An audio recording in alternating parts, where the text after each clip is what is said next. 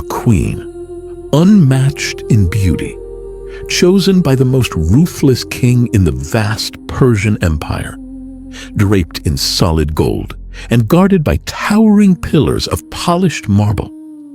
But beneath the royal crown, she hides a very dangerous secret. She was not born into royalty.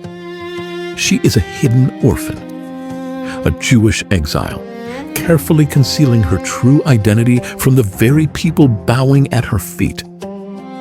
But when a wicked official creates an unstoppable, permanent law to annihilate her entire nation on a single day, I will wipe this entire race from the face of the Empire. This terrified girl is backed into a corner.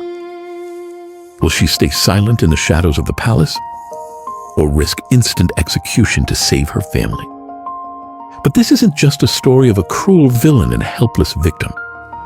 You will see how an outcast was chosen to wear the crown, and how she was forced to choose between the safety of her royal secret and the survival of her family. You will see a brilliant trap set at a high-stakes royal banquet, and how the courage of one woman saved thousands. Stay with us till the end to find out what happens when she breaks the absolute law of Persia to face the king. If these stories connect with you, please like, share, and subscribe to our channel. It really helps us bring more of these biblical epics to life. Now, let's begin. The Persian Empire was the most powerful kingdom on earth. It stretched from India all the way to Ethiopia, covering 127 provinces. At the center of this massive domain was King Xerxes. He was a ruler known for his absolute authority and a dangerous, unpredictable temper. To show off the sheer scale of his military might and endless wealth, Xerxes threw a spectacular banquet. It lasted for an astonishing 180 days, followed immediately by a 7-day festival for all the ordinary people in the capital of Susa. Royal wine flowed freely without any limits. But it was not a feast of pure celebration. It was a display of blind, foolish pride. Inside the private royal quarters, Queen Vashti was hosting her own grand banquet for the women. On the final day of the festival, King Xerxes was in high spirits from the wine. His heart was swollen with arrogance. He wanted to show off the one prize he considered his greatest possession. Bring Queen Vashti to me.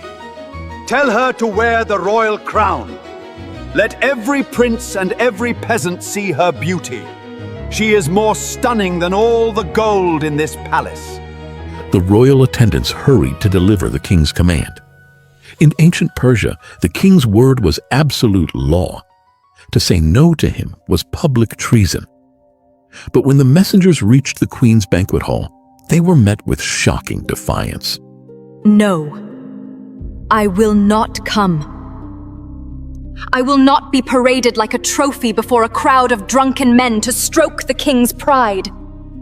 When the royal attendants returned to the garden, the music faltered. The loud laughter died in the throats of the nobles. The great King Xerxes stood publicly humiliated. His face flushed bright red, and his pride instantly turned into burning fury. He turned to the legal experts who sat closest to his throne. What must be done?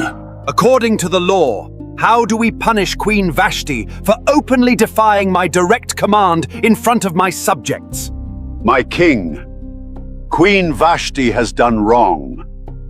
If the queen disobeys the king, every woman in Persia will hear of it. The entire empire will think they can disrespect the law. Then give me a solution to stop this! If it pleases the king, issue a royal decree. Let it be written into the unchangeable laws of Persia and Media that Vashti is never again to enter your presence. Strip her of her royal position and give her crown to someone more worthy. The king liked the advice. Couriers raced out on fast horses, carrying the harsh decree to every province. Vashti was banished, and her crown was stripped away. The highest throne beside the king now sat empty. No one saw it yet, but in the fall of a proud queen, the invisible hand of God had just begun to move. Months passed. As the memory of his burning anger faded, King Xerxes felt the lingering absence of his queen. His advisors proposed a massive, empire-wide search. They suggested that the most beautiful young women from every province be brought to the royal palace in Susa. Whoever pleased the king the most would take Vashti's place. Deep within the sprawling city, far from the polished marble floors, lived a man named Mordecai. He was a Jew whose family had been carried into exile from Jerusalem many years ago. When tragedy struck his extended family and his relatives passed away, Mordecai adopted his much younger cousin, an orphan girl named Hadassah. He loved her deeply and raised her as his own daughter. She possessed a striking, natural beauty, but her true strength was her quiet grace. In the Persian language, she was known by another name, Esther. When the king's search decree swept through the streets, these young women had no choice. They were taken by royal command. Esther was gathered with the others and escorted into the towering, intimidating palace. Listen to me very carefully. You are entering a world of immense danger. How will I survive in a place like that? I am just a common girl. Do not reveal your nationality and family background. Keep it a secret. If they know you are an exile, your life will be in danger. Esther was placed under the care of Haggai, the king's trusted official who managed the women's palace. She entered a highly competitive, terrifying world. The other young women demanded the finest jewelry and the most extravagant clothing to win the king's eye. But Esther possessed a humble spirit. She looked to Haggai for guidance. I do not need the heavy gold or the rare jewels. Just tell me what is best. I will take only what you suggest. You are unlike anyone who has come through these doors. Your grace is worth more than all the diamonds in the king's treasury. I will ensure you are given the best care. Every single day, Mordecai paced outside the heavy palace walls. He desperately needed to know that Esther was safe. Inside, God granted Esther extraordinary favor with Haggai. For 12 full months, she underwent strict beauty treatments with costly spices and perfumes. When those 12 months were finally over, the dreaded and anticipated time came. Esther stepped into the grand, imposing throne room. She was entirely unadorned by flashy wealth. She carried only her quiet, radiant dignity. Come closer to the throne. The king had seen hundreds of the most beautiful women in his vast kingdom. But as he looked at Esther, the massive room seemed to go completely quiet. He was utterly captivated. You have won my favor and approval more than any of the other young women. Bring the royal crown. In a moment that changed history, an exiled, orphaned Jewish girl had the crown of the greatest empire placed upon her head. Yet, even as she sat on a throne of solid gold, she continued to follow Mordecai's instructions perfectly. She kept her true faith completely hidden. She was a queen, but she was waiting for a purpose she could not yet see. While Queen Esther adjusted to her new life within the inner courts, Mordecai spent his days sitting quietly at the king's gate. The palace was a highly dangerous place, filled with bitter rivalries and political ambition.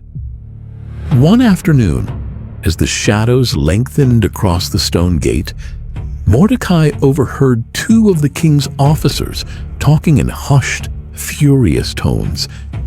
Their names were Bigthana and Teresh. They were royal guards who protected the king's private doors. He treats us like common servants. His demands are endless, and his temper is vile. I am tired of serving a man who thinks he is untouchable. We have the blades. When the moment is right, we will strike him down. The king will not live to see another festival. Mordecai did not hesitate or think of his own safety. He knew he had to get a warning to the queen immediately. He discreetly passed an urgent message through a loyal palace servant. When Esther received the terrifying news, she immediately requested an audience with the king. My king, your life is in terrible danger. There is a conspiracy against you from within your own trusted guards. Bigthana and Teresh are planning to assassinate you! Who told you this? How can you be sure of such a serious accusation against my personal guard? The warning comes from a man named Mordecai, who sits at the city gate. He overheard them in the shadows. I am reporting this to you in Mordecai's name. You must act quickly. The king immediately ordered his royal investigators to interrogate the guards. The evidence was undeniable. The deadly conspiracy was exposed, and justice was swift. Bigthana and Teresh were dragged away and hanged on the gallows. The event was written down in the official chronicles of the kings of Media and Persia, documented right there in the presence of Xerxes. But strangely, as the days passed, no one sent for Mordecai. No reward was given, no silver, no title. He was completely forgotten. His brave deed was nothing more than a line of dried ink on a dusty scroll. Mordecai did not complain. He returned to his post at the gate, not knowing that heaven was saving his reward for the exact moment it would be needed most. Not long after, King Xerxes elevated a man named Haman to the highest position in the empire. Through cunning and a silver tongue, Haman had gained the king's absolute trust, becoming the most powerful official in all of Persia. But Haman was an Agagite, a descendant of an ancient, bitter enemy of the Jews. The king issued a strict command. All the royal officials at the king's gate were ordered to kneel down and pay honor to Haman whenever he passed by. Day after day, as Haman strutted through the gate, the massive crowds dropped to the dirt. All except one. Mordecai stood tall. He refused to kneel. He refused to bow. As a faithful Jew, he would only bow to God, and he would certainly never bow to an Agagite. The other royal officials at the gate noticed his defiance immediately. Why do you disobey the king's direct command? You are risking your life, Mordecai. Just bow your head. I am a Jew. My faith and my people answer to a higher authority. I will not bow to him. The officials immediately reported this to Haman, wanting to see if Mordecai's bold behavior would be tolerated. When Haman walked through the gate and saw Mordecai standing proudly while everyone else groveled, his heart filled with violent rage. But Haman was too proud to punish just one man. When he learned that Mordecai was a Jew, he decided that executing Mordecai was not enough. He wanted to wipe the entire Jewish race from the face of the Persian Empire. To pick the perfect day for this horrifying massacre, Haman ordered his magicians to cast lots. In the ancient language, this dice rolling was called the pur. They rolled the dice with destiny, and the lots fell on the 12th month, the month of Adar. Haman had his date. Now, he just needed the king's permission. My king, There is a certain group of people scattered among the provinces of your empire. Their laws are different from those of all other people, and they do not obey the king's laws. It is not in the king's best interest to tolerate them. If it pleases the king, let a decree be issued to destroy them. I will personally put 10,000 talents of silver into the royal treasury to pay the men who carry out this business. King Xerxes did not ask for the name of the people. He did not ask for proof of their rebellion. He casually slipped his solid gold signet ring from his finger and handed it to Haman. This ring was the king's unforgeable signature. Whoever wore it held the absolute power of the empire in their hands. Keep the money. The people are given to you. Do with them as you please. Haman wasted no time. He summoned the royal secretaries and dictated a chilling decree. The order was stamped with the king's ring, making it a permanent law that could never be reversed. Mounted couriers raced out on the king's fastest horses, carrying the sealed doom to every corner of the empire. The command was brutal. On a single day, the 13th of Adar, every citizen was ordered to destroy, kill, and annihilate all the Jews, young and old, women and children, and to plunder their wealth. As the couriers rode out, the king and Haman sat down to drink wine. But outside the palace walls, the city of Susa was thrown into total panic and confusion. The king's dark decree spread across the empire like a terrifying storm. It was an absolute law commanding the complete destruction of every Jewish family. When the terrifying news reached the provinces, there was loud mourning, fasting, and bitter weeping among the people. When Mordecai learned exactly what had been done, he tore his clothes. In the ancient world, putting on rough mourning clothes and covering yourself in dirty ashes was the ultimate sign of absolute, crushing heartbreak. He walked out into the middle of the city, crying out with a loud and bitter wail. He went as far as the king's gate, but he could not enter. It was strictly against Persian law for anyone wearing such sorrowful clothes to pass through the royal doors. Inside the palace, Queen Esther was completely unaware of the looming destruction. But when her maids and royal attendants came and told her that Mordecai was wailing in the streets in those rough garments, she was deeply distressed. Take these fresh clothes to Mordecai. Tell him to take off those rags and put these on. It is not safe for him to be at the gate like this. The messenger ran out to the gate, but Mordecai completely refused to accept the clothes. Esther's panic began to rise. This was not just a simple matter of comfort. She immediately summoned Hathach, one of the king's trusted palace officials assigned to attend her. Go to Mordecai. Find out exactly what is troubling him and why he is mourning so bitterly in public. Hathach hurried through the massive palace corridors and went out to the city square in front of the king's gate.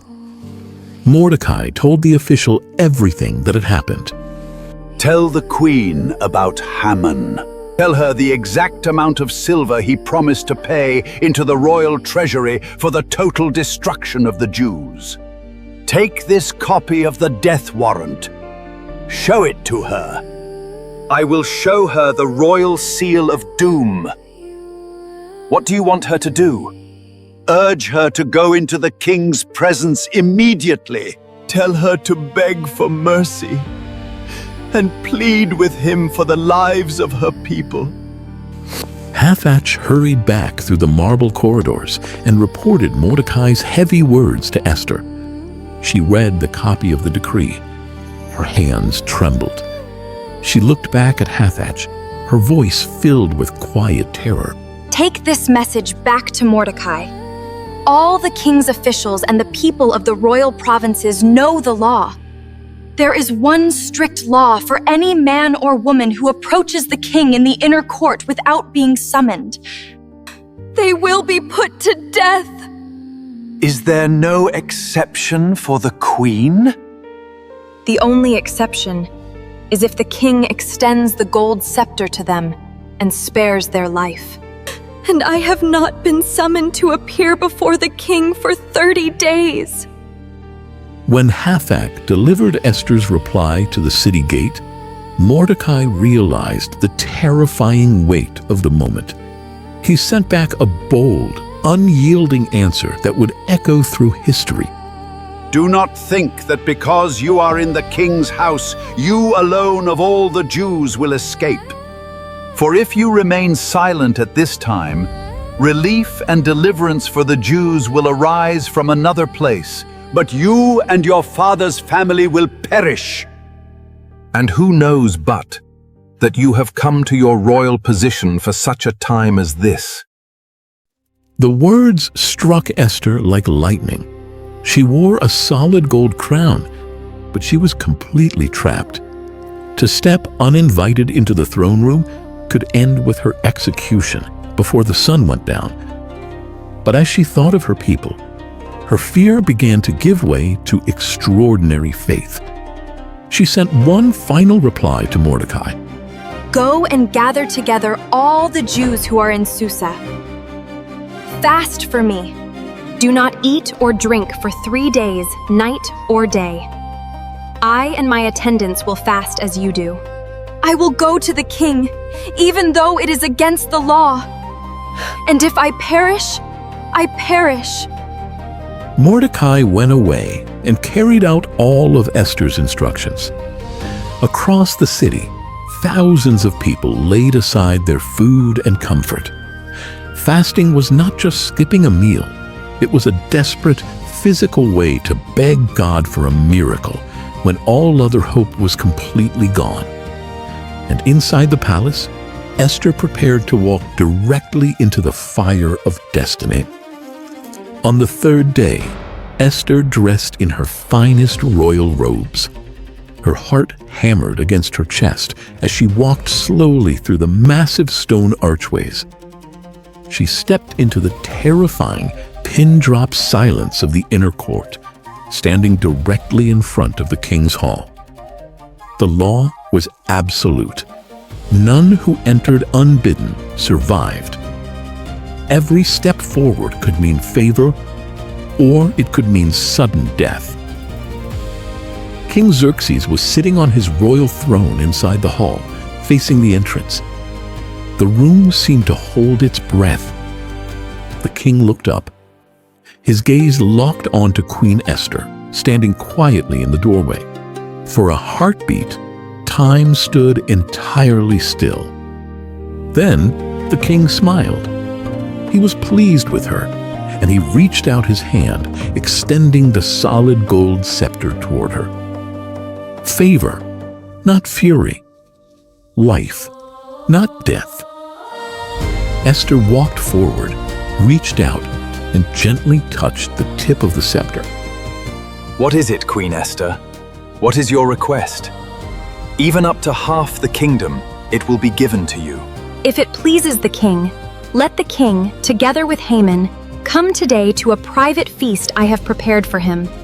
Bring Haman at once. We will do what the queen asks. So the king and Haman attended the royal table Esther had prepared. As they drank their wine, the king looked at Esther again, knowing she had risked her life for more than just a meal.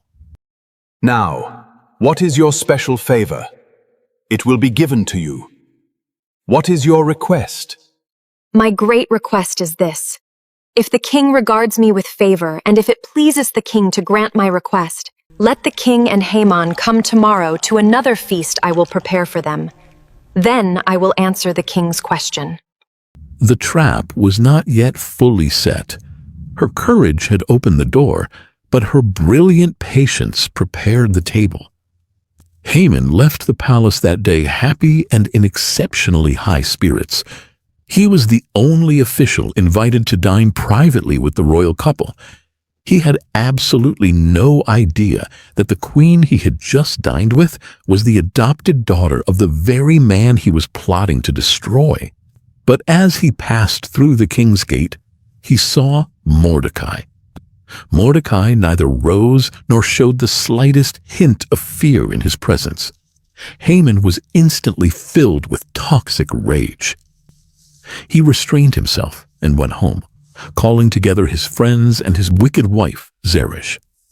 He boasted to them about his vast wealth, his many sons, and how the king had honored him above all other nobles. And that is not all. I am the only person Queen Esther invited to accompany the king to the private dinner she gave. And she has invited me, along with the king, tomorrow. But all this gives me absolutely no satisfaction as long as I see that Jew Mordecai sitting at the king's gate. Why let one man ruin your joy? Have a massive wooden pole set up, reaching 50 cubits high, over 75 feet tall. Build it that high so your victory is visible to the entire city. In the morning, ask the king to have Mordecai impaled on it. Then go with the king to the meal and enjoy yourself. His wife's wicked suggestion delighted Haman. He immediately ordered the towering pole to be built in the dark of night. But that very same night, something extraordinary happened. It was no accident. The invisible hand of God kept King Xerxes wide awake. He tossed and turned in his royal bed. Finding no rest, he ordered his attendants to bring the giant, dusty scrolls that recorded all the history of his kingdom, and to read them aloud to him. Page after page passed, until the attendant read a long-forgotten entry. And it was found recorded here that Mordecai exposed Bigthana and Teresh, two of the king's officers who guarded the doorway, who had conspired to assassinate King Xerxes. Stop reading. What honor and recognition has Mordecai received for this? Nothing has been done for him, my king. At dawn, the question still weighed heavily on the king's mind. Just as the sun rose, Haman entered the outer court of the palace. He had come early to ask the king for permission to execute Mordecai on the tall pole he had just built. Who is in the court? Haman is standing in the court. Bring him in. Haman entered the room, confident he would leave with a death warrant. But before he could even speak, the king posed a question of his own. Haman, what should be done for the man the king delights to honor? Blinded by his massive ego, Haman thought the words were surely meant for him. He imagined wearing royal robes, riding the king's horse, and receiving public acclaim. For the man the king delights to honor. Have them bring a royal robe the king has worn, and a horse the king has ridden, one with a royal crest placed on its head. Let these be entrusted to one of your most noble princes. Let them dress this chosen man and lead him on the horse through the city streets, shouting for all to hear, "This is what is done for the man the king delights to honor." Go at once, get the robe and the horse, and do just as you have suggested for Mordecai the Jew, who sits at the king's gate. Do not neglect a single detail of what you have recommended. Haman's face went completely pale. His arrogant heart crumbled into dust. And yet, he had to obey. In the ultimate twist of humiliation, the wicked Haman was forced to lead his greatest enemy through the city streets, gritting his teeth as he proclaimed the exact honor he had desperately craved for himself. Afterward, Mordecai calmly returned to the king's gate, but Haman rushed home, his head covered in grief. He told his wife Zeresh everything that had happened. Since Mordecai is of Jewish origin, you cannot stand against him. Your downfall has already started before this man. You will surely come to ruin.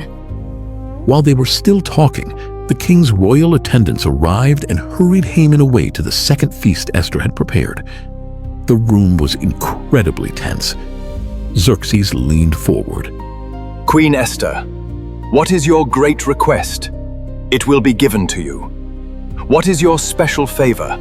Esther drew a deep breath. Her incredible courage rose to the surface.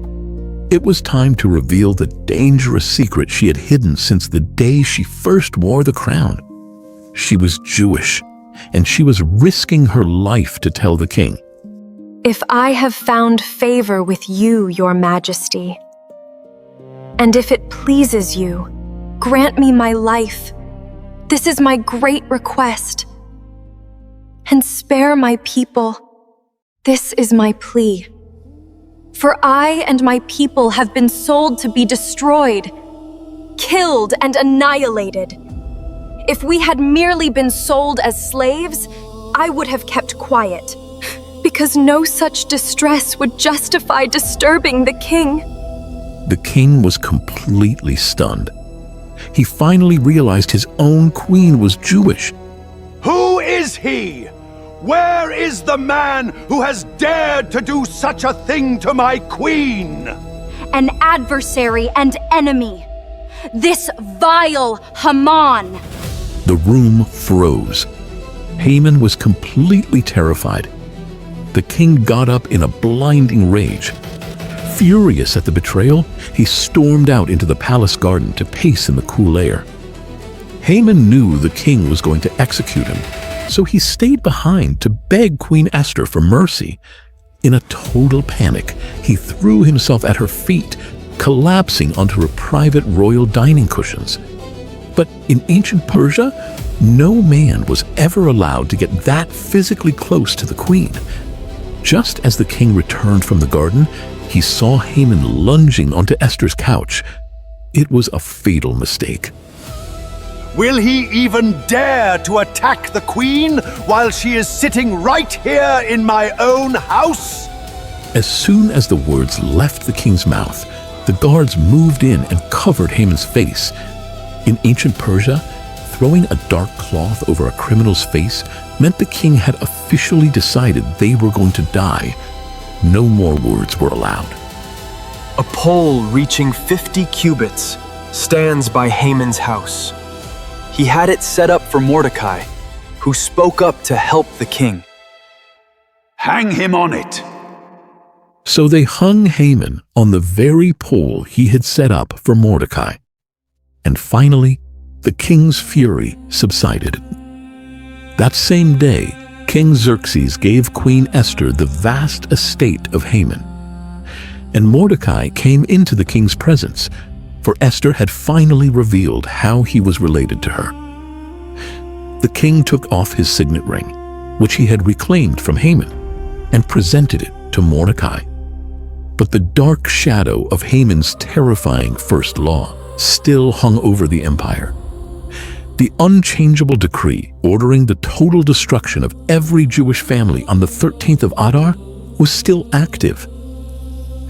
In Persia, no document written in the king's name and sealed with his ring could ever be revoked. Since even the king himself could not legally erase the death warrant, Esther fell at his feet once more, weeping and pleading for her people. If it pleases the king, let an order be written overruling the dispatches that Haman devised and wrote. How can I bear to see disaster fall on my people?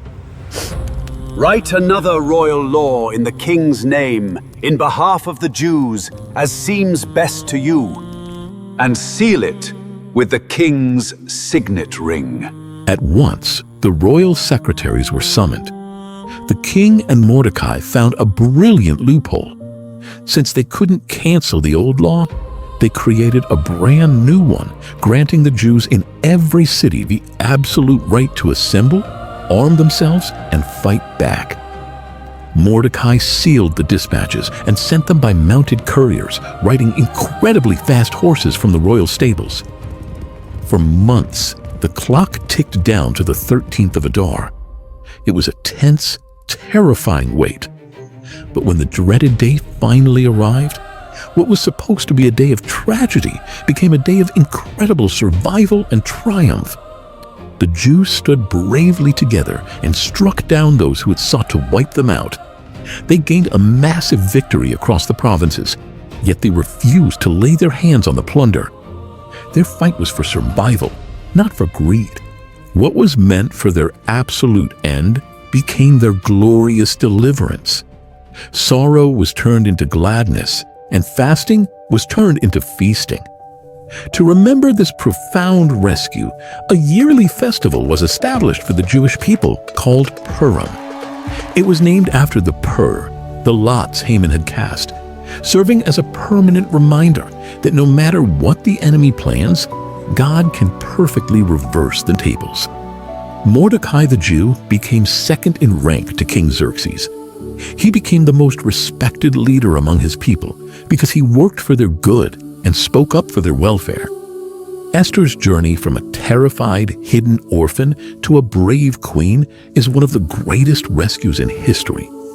Her story reminds us that even when heaven feels completely silent, God is quietly aligning every single detail behind the scenes.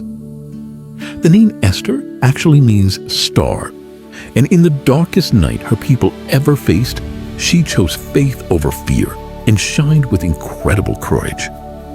Because you stayed with us to the very end to witness her bravery, you have earned a special reward. Congratulations, you have officially unlocked the Star of Deliverance badge. To claim it, comment Star of Deliverance down below. Thank you so much for watching this incredible story. It takes a massive amount of effort to bring these animations to life. If you enjoyed this, please like and subscribe to see the next story. God bless.